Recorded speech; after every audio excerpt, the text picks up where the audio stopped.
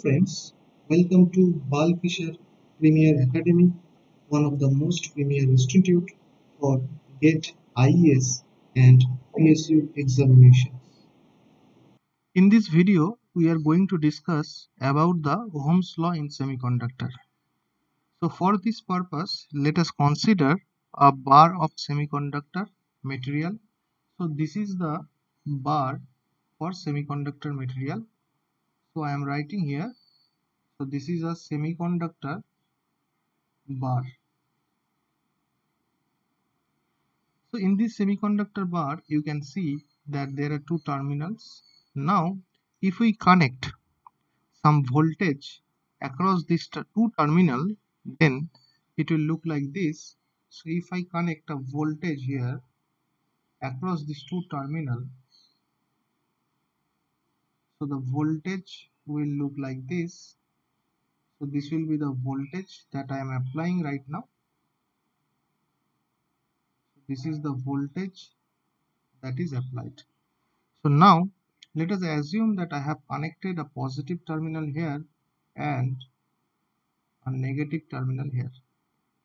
So this is the positive terminal, this is the negative terminal, and this is the external voltage that we have applied. So due to this external voltage, what will happen? A positive polarity will be created at this terminal and a negative polarity will be created at this terminal. And we know a semiconductor bar consists of both electrons, इसके अंदर बहुत सारे electrons तो रहेगा, उसके साथ बहुत सारे होल्स भी रहेंगे. तो मैंने यहाँ पे सिर्फ एक होल्स और एक इलेक्ट्रॉन को ड्रॉ किया हूँ. So the holes will move towards the negative terminal and the electrons will move towards the positive terminal, because there will be an electric field that will be created inside the semiconductor due to the application of the V external. So the electric field will be created in this direction from the positive polarity to the negative polarity. So this is the applied electric field, and due to this the electron will move towards the positive polarity and the holes will move towards the negative polarity. And let us also assume that the length of the semiconductor is this one. So this is the length L of the semiconductor. So we can say that this is the length of the semiconductor L. So for this purpose we have taken this semiconductor bar in which we have applied an V external, and the electrons and holes will move through the length of the semiconductor due to the application of the electric field. So we will get a current. So the current will flow in this direction. So we will say that the current that will flow inside the semiconductor will be flowing in this direction. So ultimately we will get a current I in this direction. So since the current is flowing in this direction, and also let us assume that the cross-sectional area of this plane, is capital A. So capital A is the cross-sectional area. Now we can say that the current density that is flowing inside the semiconductor can be written as, so we can say that the current density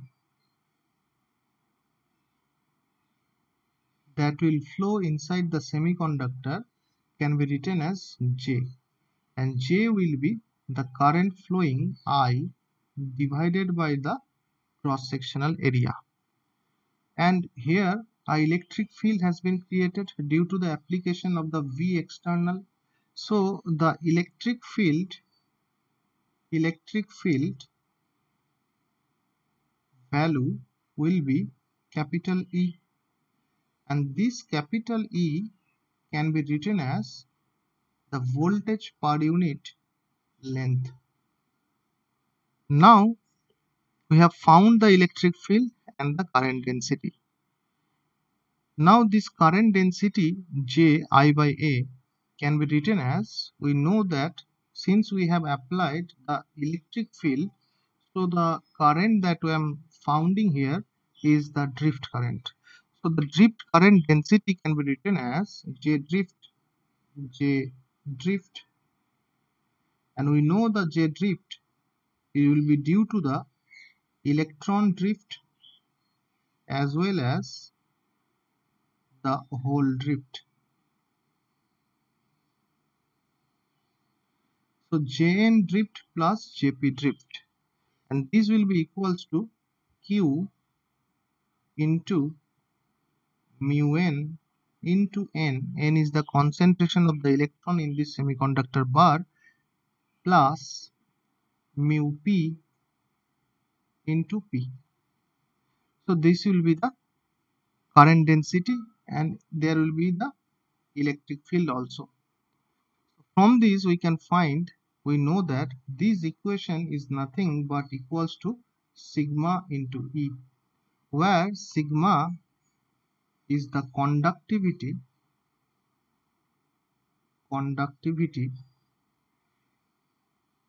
of the semiconductor material. So we have found that this sigma value will be equals to, in the equation it will be Q into mu n into concentration of the electron, that is small n, plus mobility of the hole mu p into the concentration of the hole.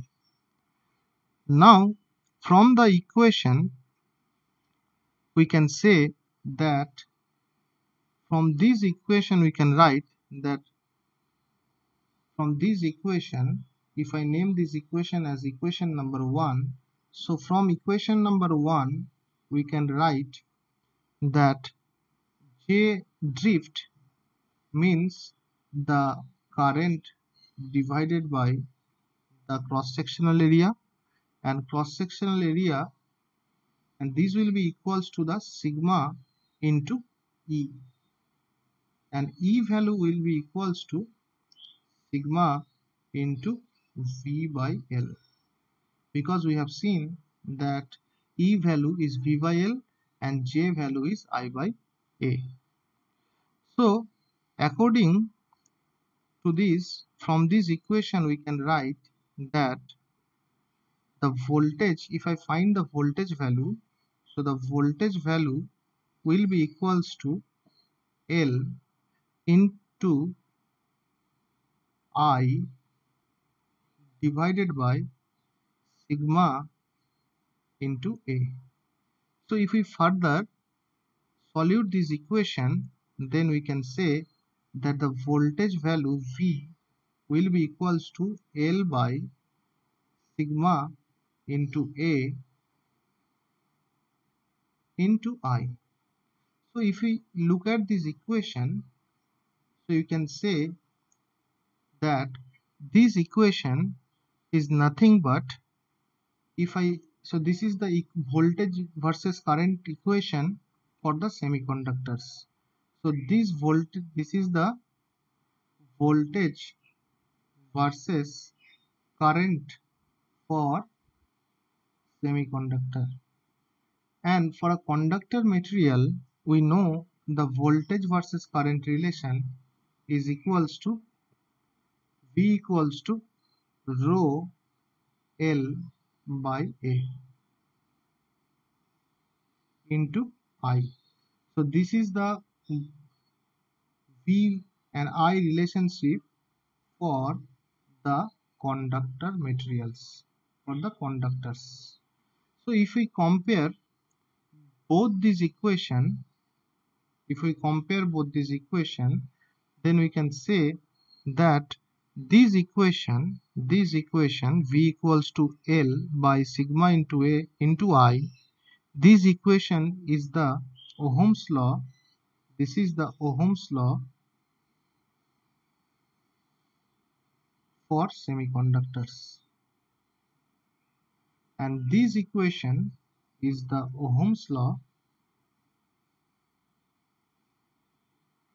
for conductors. तो ये conductor के लिए Ohm's law है और ये वाला equation आपका semiconductors के लिए ओहम्स लॉ है. And we can see that this term, all the terms are same. यहाँ पे L है, यहाँ पे भी L है, नीचे आपका A है, नीचे आपका A है और ये जो रो है, this rho is nothing but the resistivity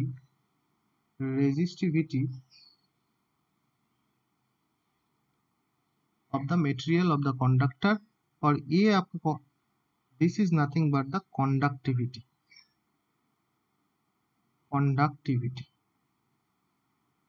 So we can say that from this equation the conductivity is equals to 1 by rho. So in this way we can find the equation, the Ohm's law for the semiconductors, and this equation is the Ohm's law for the semiconductors. In the end, do not forget to like and subscribe our channel to get more videos. Thank you.